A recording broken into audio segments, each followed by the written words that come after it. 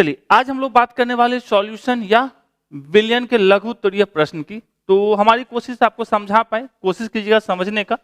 Questions तो पूछे जाते हैं, इससे इंपॉर्टेंट टॉपिक में ये लेके चलोगे आप। तो हम लोग बात करने वाले हैं 2009 से लेकर 2023 तक, मतलब इस साल तक जो भी क्वेश्चंस पूछे गए उनकी। ठीक है, चलिए शुरू किया जाए। कहानी में अपना पहला है कि असामान्य आणविक द्रव्यमान या एबनॉर्मल मॉलिक्यूलर मास। ठीक है, क्या होता है?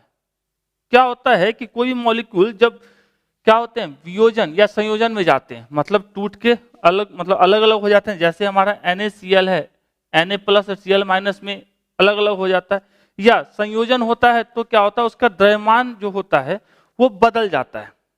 ठीक है, उसके द्रव्यमान या तो घट जाती है या बढ़ जाती है। तो कह सकते हैं यदि विलयन में विलय कणों का वियोजन या संयोजन होता है तो विलयन के विलय कणों की संख्या परिवर्तित हो जाती है, संख्या बदल जाती है। ये एक संख्या में थी, ये दो संख्या में है। तथा विलय का अनुभार भी परिवर्तित हो जाता है, अर्थात विलय का अनुभार वास्तविक अनुभार से अलग प्राप्त होता है। जब आपका वियोजन होता है, ठीक है, तो वहां पे अनुभार बढ़ जाता है, जबकि संयोजन के केस में अनुभार घट जाता है।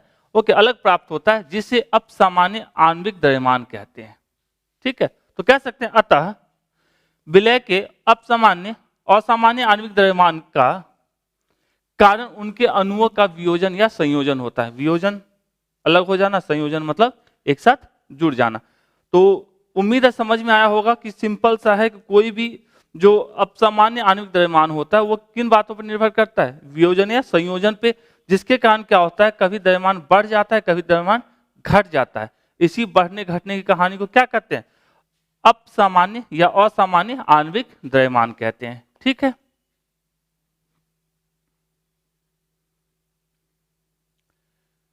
नेक्स्ट कह रहा है आइसोटोनिक या समपरासारी विलयन या घोल किसे कहा जाता है? ठीक है, आइसोटोनिक सॉल्यूशन किसे कहते हैं?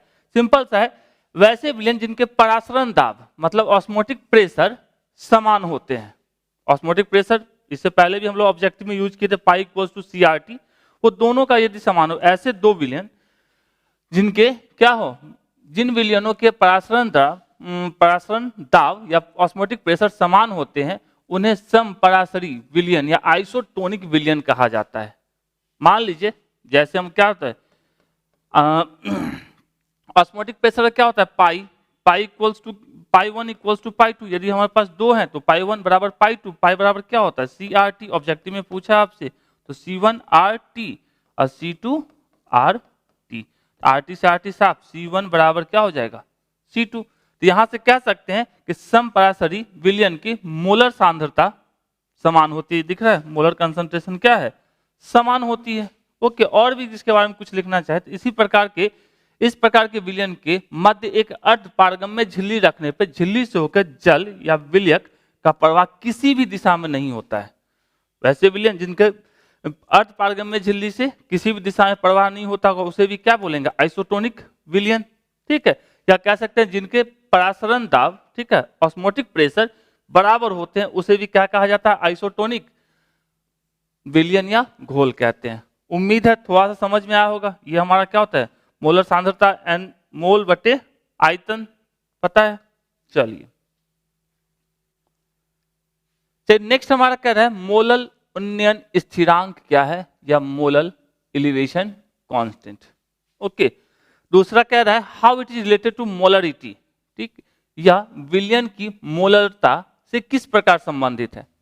तो एकदम डिफिनीशन से याद ध्यान में रखोगे पहले, किसी अवाष्पशील विलय के एक मोल को 1000 ग्राम मतलब 1 किलोग्राम विलायक में घोले जाने पर क्वथनांक में जो वृद्धि होती है उसे मोलल उन्नयन स्थिरांक कहते हैं।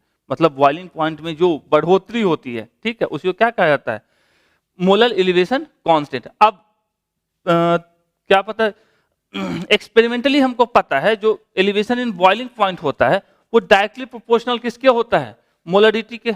ऑलरेडी आपको इससे 5 मार्क्स से क्वेश्चन कहा गया कि भैया इससे आपको प्रूफ करने के लिए बोला गया है। ठीक है, तो वहां पे भी इसको वापस से देखेंगे तो experimentally del T B is directly proportional to किसके होता है, एम। तो इस प्रोपोर्शनल साइन को हटाओगे तो एक कॉन्सेप्ट लगाना पड़ेगा जिसको हमने क्या लगाया, के बी। ओके, इसी के बी को क्या कहा जाता है, मोलर एलिवेशन कांस्टेंट। डिफिनीशन क्या कहते हैं, एक मोल के लिए, ठीक है, और एक किसी चीज, एक किलोग्राम के लिए। तो एक, अब m बराबर क्या होता है, m बराबर हम लोग जानते हैं मोल्स पर मास। तो मोल्स कितना, ए का मास कितना भी, ये भी 1, तो मतलब क्या 1, तो यहां पे लिखते तो क्या होता है del TV is equal to K B into 1, मतलब सीधा सीधी del TV is equal to K B. तो के बी की वैल्यू किसके बराबर होगा, डेल टीवी के। तो सिंपल सा है, एक मोल और एक किलोग्राम विलयन के घोल में क्वथनांक में जो वृद्धि हुई, क्वथनांक में वृद्धि का मतलब क्या है, del TB boiling point temperature में जो बढ़ोतरी हुई उसी को क्या कहा जाता है, क्वथनांक उन्नयन स्थिरांक, या कह सकते हैं सिंपल सा मोलल उन्नयन स्थिरांक। उम्मीद है समझ में आया।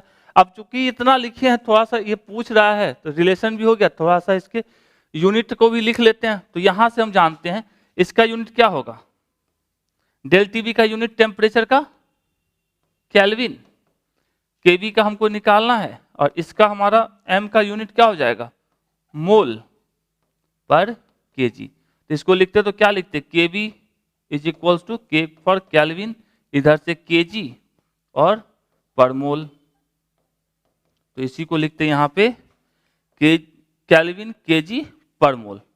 उम्मीद है थोड़ा सा समझ में आया होगा। सिंपल सा इस फॉर्मूले को यूज करके डिफिनीशन को लिख दिया गया और कुछ नहीं किया गया, ठीक है। तो चलिए तीसरा क्वेश्चन अपना हो गया, अब आते हैं नेक्स्ट पे।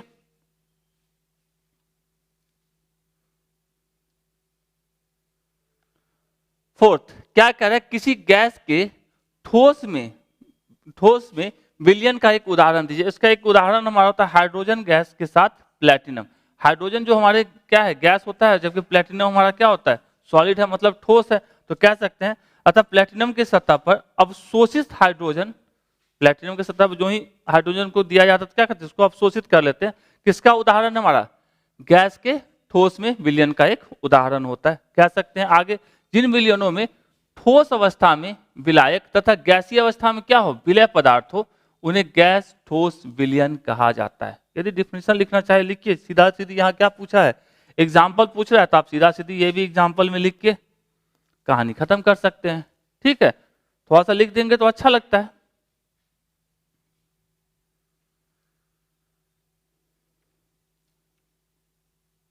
पांचवा, आदर्श और अनादर्श घोल, आइडियल और नॉन आइडियल सॉल्यूशन क्या होते हैं। सिंपल सा चीज है, जो राउट्स लॉ को फॉलो करता है, ठीक है, वो आइडियल होते हैं। जो राउट्स लॉ को फॉलो नहीं करता है वो क्या होते हैं, अनादर्श घोल कह सकते हैं, या इसको सिंपल सा कर सकते हैं नॉन आइडियल।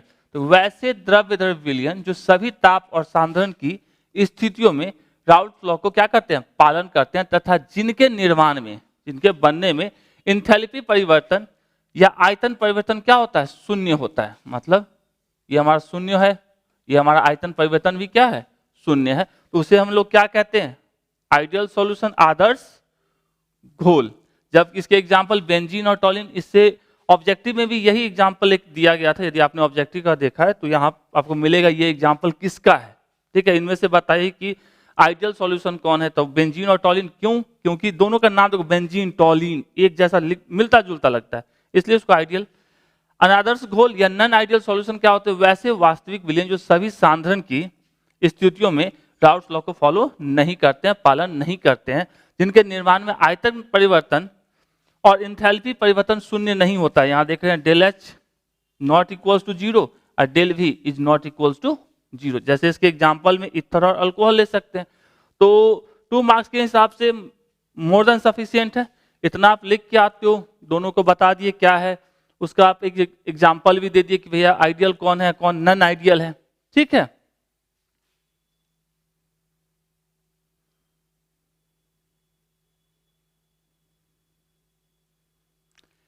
कह रहा है कास्टिक सोडा के 4 ग्राम अनुभार, मतलब अनुभार कितना 40 को जल में घोलकर 200 सेंटीमीटर क्यूब विलयन बनाया गया है। विलयन की मोलरता ज्ञात कीजिए। मोलरता बराबर क्या होता है, मोल बटे आयतन। चलिए, तो मोलरता बराबर क्या होता है, मोल बटे आयतन। अपने को मोल चाहिए, तो मोल बराबर क्या होता है, सिंपल सा, कितना दिया गया है 4 ग्राम, तो 4, और इसका अनुभार मोलर मास कितना दिया गया है 40। तो ये हो गया 0.1 मोल। ठीक है, एन की वैल्यू पता चल गई। अब भी की वैल्यू चाहिए, तो भी कितना अपने को देकर रखा है 200 सेंटीमीटर क्यूब, 200 सेंटीमीटर क्यूब। अब हम लोग जानते हैं 1 सेंटीमीटर क्यूब बराबर 1 ml मिलीलीटर होता है, तो इसको हम लिख सकते हैं 200 ml। अब इसको और लिखते हैं तो 200 और m के जगह पे देसी सेंटी मिली 10⁻³ लीटर, और इसी को लिखते हैं तो 0.2 लीटर। ठीक है, अब हो गया। अब निकाल सकते हैं m बराबर n/v। v किस में लिया जाता है? लीटर में, याद रखोगे हमेशा। इसको किस में लेना है? अपने को लीटर में लेना है। तो n/v, n की वैल्यू कितनी? 0.1 और v की वैल्यू कितनी? 0.2, मतलब हो गया 1/2, मतलब 0.5 मोल पर लीटर। ठीक है, आसान सा क्वेश्चन था। इससे बड़े बड़े क्वेश्चन तो ऑलरेडी किस में पूछे गए हैं? ऑब्जेक्टिव में, आपने देखा ही होगा। ऑब्जेक्टिव में इससे ज्यादा अच्छा क्वेश्चन पूछा गया है।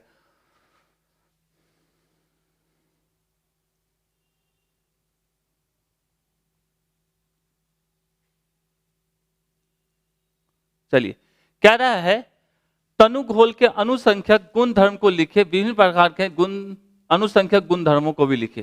तो ये हमारे विभिन्न प्रकार के जो होते हैं, वाष्प दाब का अपेक्षिक अवनमन, क्वथनांक में उन्नयन, हिमांक में अवनमन और परासरण दाब, ये अब इसके क्या होते हैं? प्रकार होते हैं। अब क्या होता है अपना अनुसंख्यक गुण धर्म? तनु विलयनों के वे गुण होते हैं जो विलय पदार्थ के मोलों की संख्या पर निर्भर करते हैं। ठीक है, विलय पदार्थ के मोलों की संख्या पर निर्भर करते हैं, उनकी किस पे?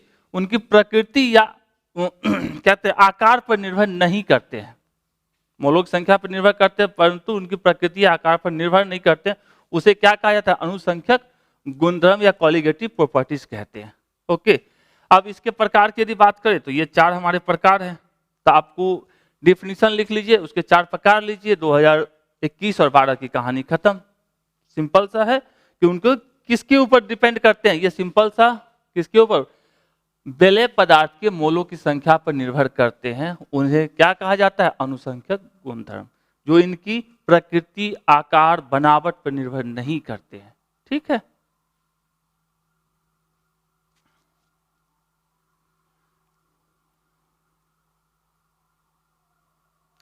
कह रहा what do you mean by the elevation of boiling point? क्वथनांक के उन्नयन से आप क्या समझते हैं? क्वथनांक के बॉइलिंग पॉइंट के उन्नयन से आप क्या समझते हैं? क्या होता है जब किसी शुद्ध में, ठीक है, जब कह सकते हैं शुद्ध विलायक में जब कोई अवाष्पशील विलय को मिलाते हैं, तो विलायक के क्वथनांक में होने वाली वृद्धि को क्वथनांक में उन्नयन कहते हैं। अब होता क्यों है ऐसा? ठीक है, किसी शुद्ध में किसी अशुद्धि को मिलाओगे तो क्या होगा? जैसे ये शुद्ध था, तो इसके जो पार्टिकल्स, जैसे मान लो इसमें क्या है? जल है, वाटर है, तो वाटर के सारे मॉलिक्यूल सरफेस के ऊपर से निकलेंगे, कोई इसको रोकने वाला नहीं है। लेकिन जो ही इसमें कुछ अशुद्धि डाल देते हैं, ठीक है, तो क्या होगा? वो अशुद्धि भी इसके सरफेस को घेर लेगा। तो जहां पे ये ब्लू वाला आ गया, वहां से वो जल वाले मॉलिक्यूल्स जो अपने हैं उसको बाहर निकलने नहीं देगा। ठीक है, जिसके कारण क्या होगा? यहाँ पे देख सकते हो बहुत सारे वाटर मॉलिक्यूल्स के क्या है? वेपर फॉर्म में, जबकि यहाँ पे क्या है? बहुत कम है, जिसके कारण क्या होता है? वेपर प्रेशर डिक्रीज कर जाता है। इसलिए कहते हैं वेपर प्रेशर डिक्रीज कर जाता है। और जिसको अब आपको वेपर प्रेशर को बराबर करना है एटमॉस्फेरिक प्रेशर से, तब ना बॉइलिंग कहलाएगा अपना। तो आपको क्या करना पड़ेगा? टेम्परेचर को और बढ़ाना पड़ेगा। हीट को और बढ़ाओगे तो इसका टेम्परेचर क्या हो जाएगा? तापमान और बढ़ जाएगा, जिसके कारण क्या होता है? Elevation of A boiling point कह सकते हैं। सिंपल सा, शुद्ध विलायक में कोई अवाष्पशील विलय को मिलाने पर विलायक के क्वथनांक में होने वाली वृद्धि, क्यों वृद्धि हुई? अभी जस्ट समझाए हैं कि कम वेपर मॉलिक्यूल बाहर निकलेंगे, कम वाष्प बाहर निकलेगा, तो वृद्धि को क्वथनांक में उन्नयन या क्वथनांक में उन्नयन, सिंपल सा, क्वथनांक का उन्नयन एक अनुसंख्यक गुणधर्म है। अभी जस्ट पीछे भी लिखे थे 4 प्रकार, उसके अंदर भी था। जैसे आप एग्जाम्पल की बात करें, आप पानी में नमक डालते हैं और उसे उबालते हैं, तो खारे पानी का जो क्वथनांक होगा, बॉइलिंग पॉइंट होगा, वो शुद्ध पानी से क्या होगा? ज्यादा होगा। ठीक है, एक एग्जाम्पल आप दे दो तो अच्छी बात है। तो शुद्ध पानी से क्या होगा? क्वथनांक से अधिक होता है। क्यों होता है? अभी आपको जस्ट समझाए हैं। ठीक, तो कह सकते हैं क्वथनांक में उन्नयन का ये अपना फॉर्मूला आगे आपको 5 मार्क्स में इसको डिराइव करने के लिए बोला गया है। ठीक है, आपको वहां पे किस चीज को शायद था इसको निकालने के लिए, मॉलिक्यूलर वेट को नहीं है, चलो ये स्मॉल m को रिलेट करना होता है वहां पे आपको इसके साथ 5 मार्क्स का, तो वहां पे पूरा डेरिवेशन आप देखोगे। ठीक है, तो सिंपल सा है कि यदि किसी शुद्ध में किसी भी चीज को मिलाओगे, कौन सी अवाष्पशील विलय को यदि मिलाते हैं, अवाष्पशील विलय को मिलाते हैं, तो उसके क्या होते हैं, क्वथनांक में वृद्धि हो जाती है। इसी को क्या कहा जाता है, क्वथनांक में उन्नयन कह सकते हैं। ठीक है, थोड़ा सा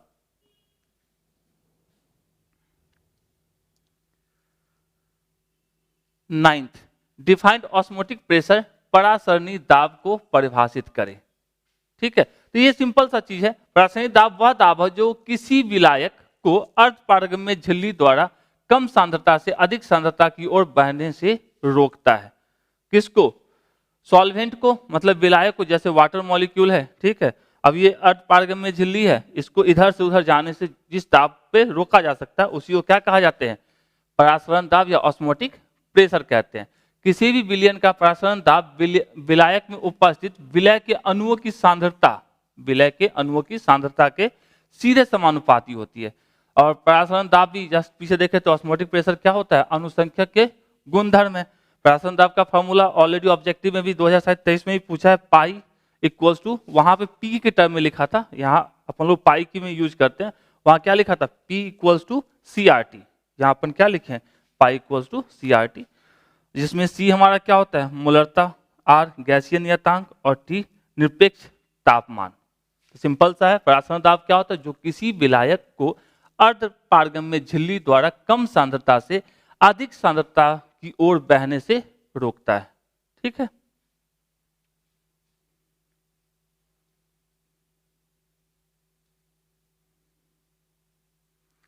चलिए, क्यों किसी तरल में उड़नशील ठोस घुल्ले डालने पर उसके वाष्प दाब में कमी आती है। जस्ट इससे पहले भी समझाएं, जब ये अकेला था तो देखो बाहर कितने सारे लोग निकल गए थे, तो प्रेशर अपना क्या कर लिया, 3 मेंटेन कर लिया।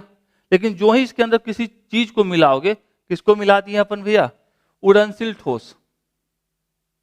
ठीक है, अउड़नशील, सॉरी, अउड़नशील ठोस, तो मतलब नल वायोलेट की यदि हम बात करें, तो यदि उसको मिला दोगे तो क्या होगा, ये इसके सरफेस एरिया को क्या कर रहा है, आके घेर रहा है। तो नीचे जो वाटर मॉलिक्यूल्स होंगे वो क्या करेंगे, बाहर निकलने का उनको रास्ता नहीं मिलेगा, तो जिसके कारण बाहर कम लोग निकलेंगे, तो बाहर कम निकलेंगे, जिनका प्रेशर क्या हो जाएगा, दाब कम हो जाएगा ना, तो क्या हो जाएगा, दाब कम हो जाएगा। ठीक है, तो वाष्प दाब में क्या आ जाती है, कमी आ जाती है। तो यहां समझ सकते हैं, शुद्ध द्रवों की सारी सतह द्रव के अणुओं से घिरी रहती है। यदि किसी विलायक में एक अवाष्पशील विलय डालकर विलयन बनाया जाता है, तो विलयन की सतह पर विलय और विलायक दोनों के अणु उपस्थित रहते हैं। पहले केस में क्या था, एक के थे, दूसरे केस में क्या, दोनों के आ गए। ठीक है, विलयन की सतह पर विलय और दोनों, ठीक है, अतः सतह पर विलायक के अणुओं से घिरा भाग कम रह जाता है। अभी क्या है, ये पूरा का पूरा एरिया घेर के रखा है, जबकि इस केस में क्या है, संख्या ये सब क्या कर लिया, उस जगह को घेर लिया, तो अब हरा वाला तो आएगा नहीं बाहर। इसके कारण सतह छोड़कर जाने वाले विलायक अणुओं की संख्या भी तदनुसार क्या हो जाती है, घट जाती है, अतः विलायक का वाष्प दाब भी कम हो जाता है। ओके, अच्छे से इसमें लिख के आपको समझाया गया, उम्मीद है कि समझ भी पाए होंगे, फिगर से भी सिंपल सा चीज है। पहले था तो सारे के सारे वाटर मॉलिक्यूल्स ही सरफेस पे थे और सब आराम से निकल जा रहा था, तो बाहर ज्यादा लोग निकले तो वाष्प दाब ज्यादा बना। लेकिन जो ही आप किसी चीज को मिलाओगे तो वो भी सरफेस पे आकर रहेगा, अपना जगह रखेगा, तो जिसके कारण उस जगह से तो वो वाटर मॉलिक्यूल निकलेगा नहीं बाहर, तो क्या होगा, वहां से नहीं निकल पाया तो बाहर निकलने वाले के लोग की क्या हो जाएगी। जैसे मान लो किसी घर में 4 गेट है, ठीक है, पहले चारों गेट से लोग निकल रहे थे, ठीक, लेकिन अब क्या हुआ, कुछ ऐसे लोग आ गए जो 2 गेट को पकड़ के खड़े हो गए, तो अब कितने लोग निकलेंगे, 2 ही लोग ना निकलेंगे एक बार में। ठीक है, तो इसी वजह से क्या हो जाएगा, हमारा वेपर प्रेशर, सिंपल सा वाष्प दाब में क्या आ जाएगी, कमी आ जाएगी। उम्मीद है समझ में थोड़ा सा आया होगा। ठीक है,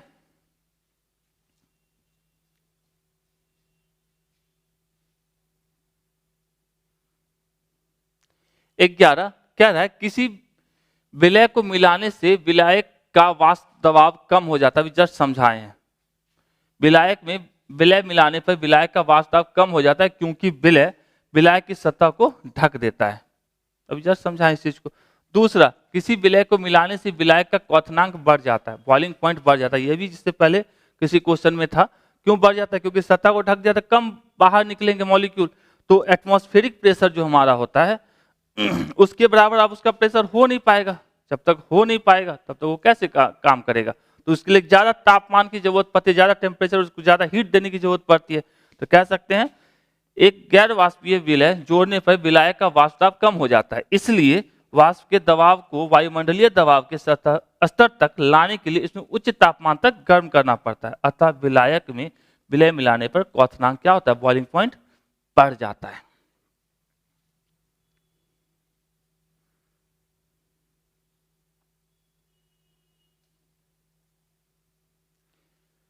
चलिए, क्या है, जब 10 ग्राम मात्रा का एक अवाष्पशील घुल्य को 100 ग्राम बेंजीन में घुलाया जाता है तो उसका क्वथनांक 1 डिग्री बढ़ जाता है।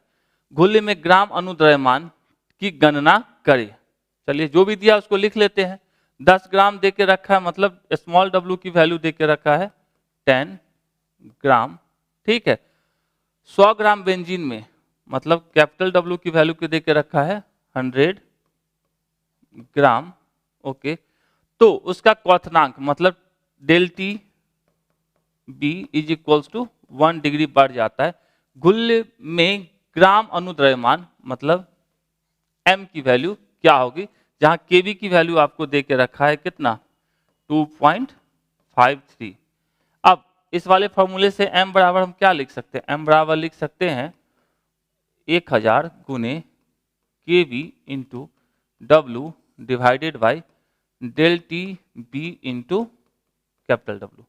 तो 1000 का 1000 इंटू केवी की वैल्यू 2.53 इंटू स्मॉल w की वैल्यू है 10 डिवाइडेड बाई कैपिटल W की डेल टी की वैल्यू है 1 इंटू कैपिटल W की वैल्यू है अपने पास 100। ठीक है, सबकी वैल्यू हमने पुट कर दिया। अब इसको सॉल्व करेंगे तो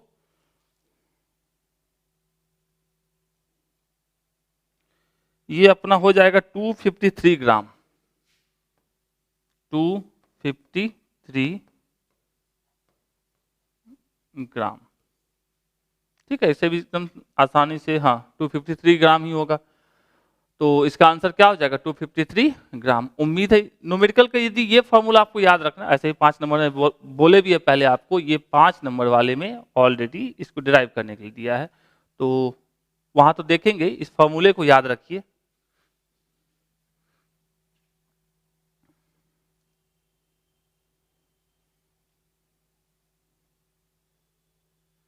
चलिए नेक्स्ट की बात करते हैं। वांट हॉफ गुणांक को परिभाषित करें। वांट हॉफ गुणांक क्या होता है? सामान्य आणविक द्रव्यमान बट्टे असामान्य आणविक द्रव्यमान के अनुपात को क्या कहते हैं? वांट हॉफ गुणांक। अब असामान्य आणविक द्रव्यमान इससे पहले पढ़ चुके हैं, पहला सब क्वेश्चन वही था।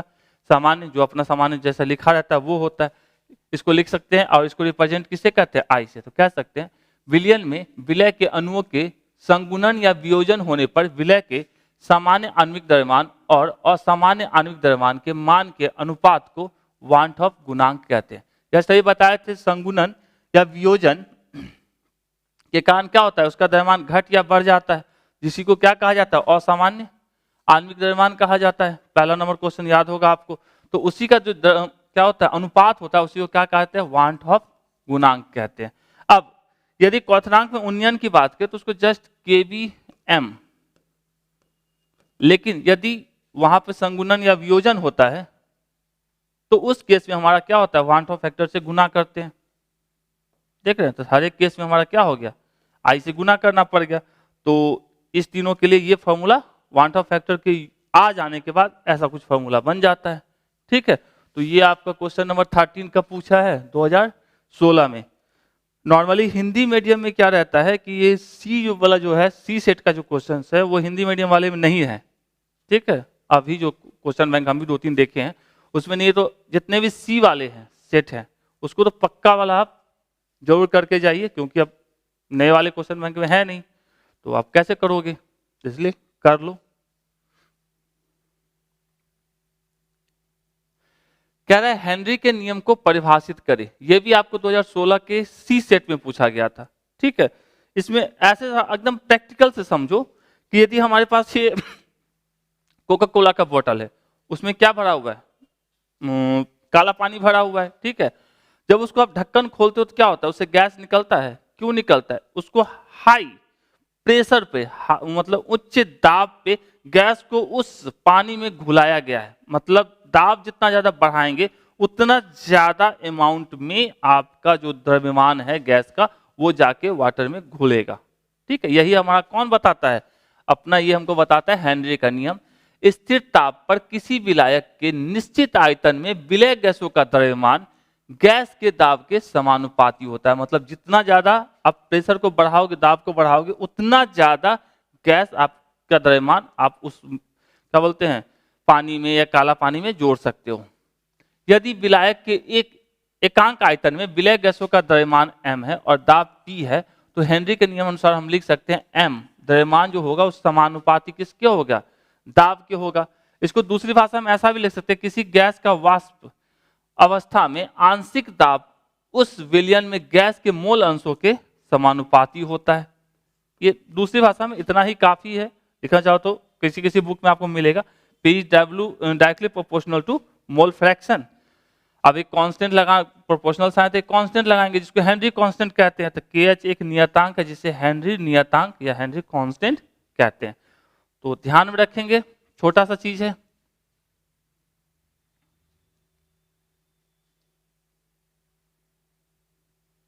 पंद्रह, किसी घोल की मोलरता तथा मोललता में अंतर समझाएं।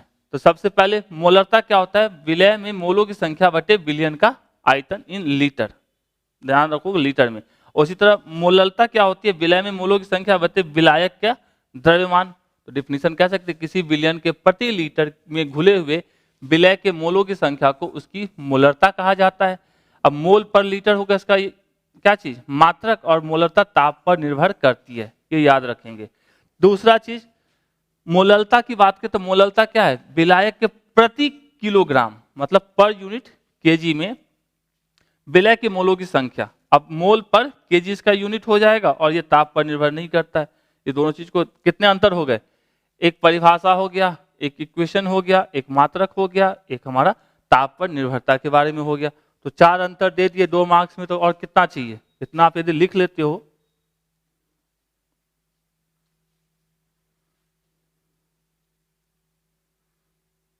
चलिए 16 क्या कह रहा है, राउल्ट्स के वाष्प दाब में के सापेक्ष अवनमन नियम की व्याख्या करें।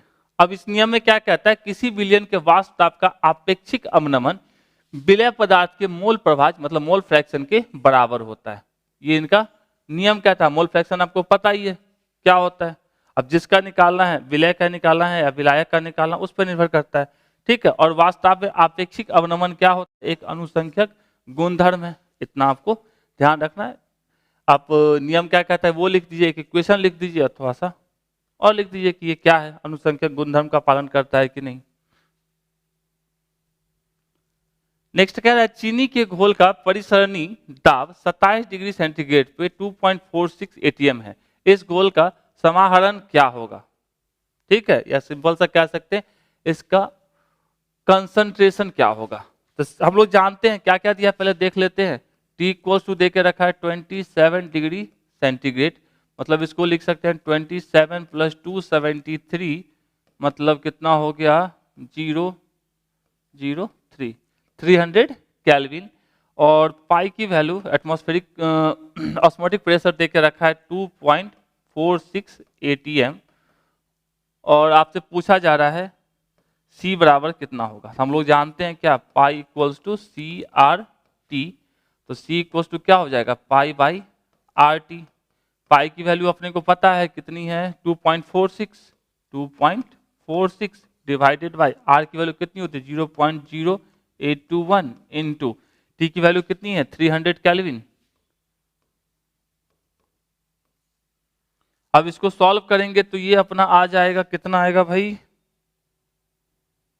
0.099 मोल पर लीटर, 0.099 मोल पर लीटर। ठीक है, इसको यदि लिखना चाहे तो लिख सकते हैं 0.1 मोल पर लीटर। तो इसको थोड़ा सा मिटा देते हैं, अच्छा नहीं लग रहा है।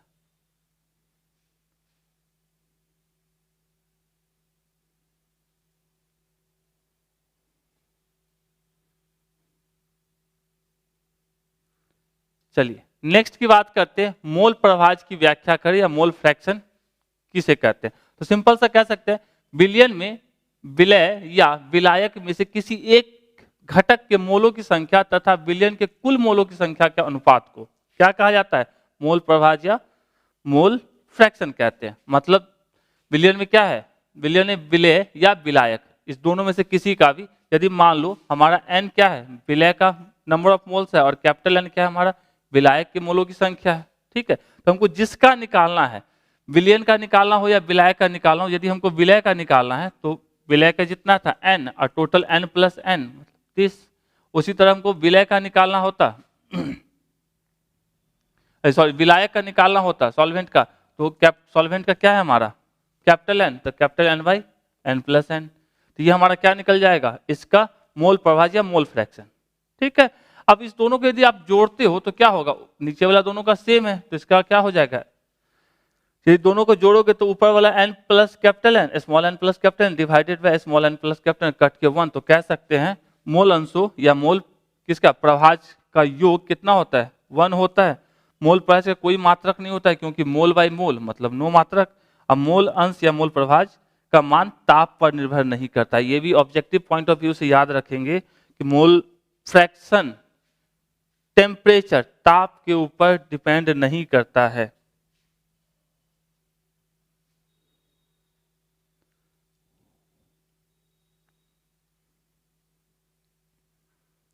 उन्नीस, राउल्ट नियम की व्याख्या करें। राउल्ट नियम के अनुसार एक निश्चित ताप पर किसी अवाष्पशील विलय के विलायक का वाष्प दाब क्या होता है, उसके विलायक के मोल प्रभाज मोल फ्रैक्शन के समानुपाती होता है। तो कह सकते हैं सिंपल सा PA is directly proportional to mole fraction, या इसको दूसरे शब्दों में ऐसे भी लिखा जाता है, तो सॉल्यूशन का प्रेशर होता है कहाँ गया, वाष्प दाब जो होता है हमारा सॉल्यूशन का विलयन का, वो बराबर होता है सॉल्वेंट और मोल फ्रैक्शन के गुणनफल के। ठीक है, तो यहाँ पे अब क्लियर लिखा है P सॉल्यूशन मतलब विलयन का वाष्प दाब, X सॉल्वेंट मतलब विलायक का मोल प्रभाज, और X सॉल्वेंट शुद्ध विलायक का वाष्प दाब। ठीक है, तो सिंपल सा चीज है कि हमारा जो प्रेशर होता है वो डायरेक्टली प्रोपोर्शनल किसके होता है, मोल फ्रैक्शन के।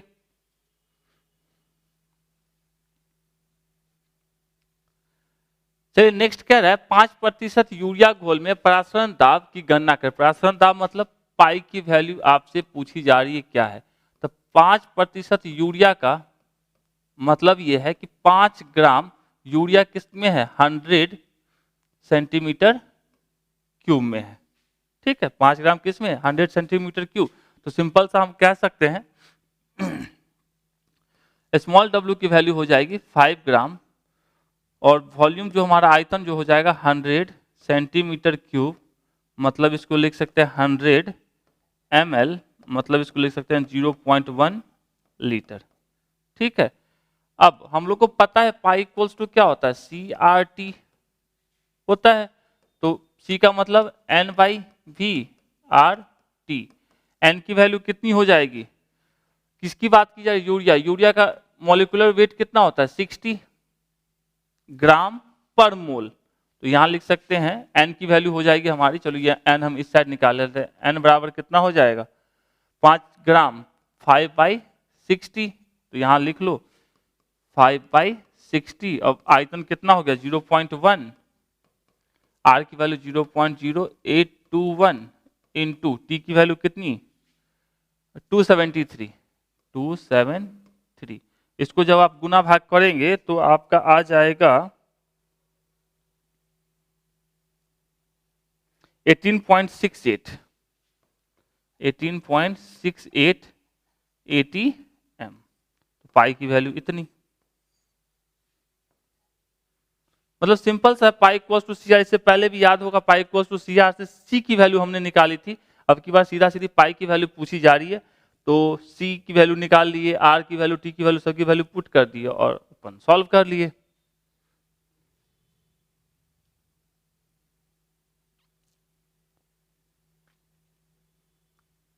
इक्कीस, उल्टा परासरण क्या होता है? उल्टा परासरण का सबसे बेस्ट एग्जांपल है कि जो अपने समुद्री पानी या खारा पानी होता है उसमें से शुद्ध पानी को निकालना। ठीक है, कह सकते हैं ऐसे, यदि विलयन पर उसके परासरण दाब से अधिक दबाव लगाया जाए तो अर्ध पारगम में झिल्ली के माध्यम से विलयन से विलायक का बहाव शुद्ध विलयन की ओर होने लगता है। इस प्रक्रिया को क्या कहते हैं? उल्टा परासरण। मतलब कह सकते हैं जैसे आप क्या साल्टेड वाटर है, नमक वाला पानी जो है, समुद्री खारा पानी, उस पर जो ही दबाव बनाएंगे तो उसके अंदर जो वाटर है वो बहने लगेगा और नमक इसी पार रह जाएगा। इसको कह सकते हैं विपरीत परासरण प्रक्रिया के लिए बाहरी बल की जरूरत पड़ती है, क्योंकि आपको प्रेशर लगाना पड़ेगा। इस प्रश्न का उपयोग समुद्री या कठोर जल को शुद्ध करने में किया जाता है। तो उदाहरण याद रखिए कि समुद्री जल या कठोर जल को शुद्ध करने के लिए उल्टा परासरण का उपयोग किया जाता है। जैसे यहाँ देख रहे हैं, यहाँ सेमी परमीबल मेम्ब्रेन है, यहाँ से जो ही हमने, कहाँ गया भैया, प्रेशर को लगाया तो क्या होगा, यहाँ पे जो वाटर के मॉलिक्यूल है, जल के जो मॉलिक्यूल, वो तो इस पार आ जा रहे हैं, लेकिन अदर जो हमारे साल्ट है, नमक है, वो नहीं टप पा रहा है किसको? सेमी परमीबल मेम्ब्रेन को, अर्ध पारगम में झिल्ली को। तो इसी को क्या कहते हैं? उल्टा परासरण। ठीक है,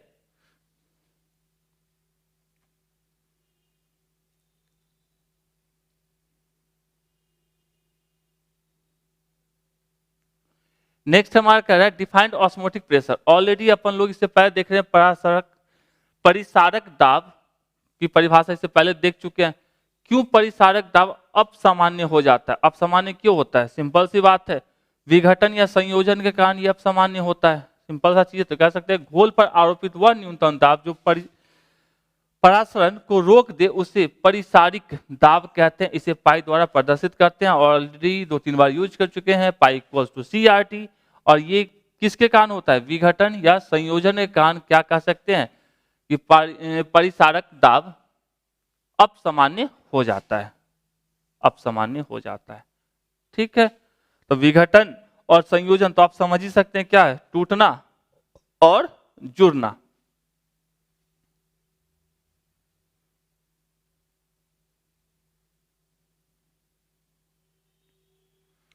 चलिए, इतने क्वेश्चंस आपके अभी तक पूछे गए थे, तो उम्मीद है आप समझ पाए होंगे।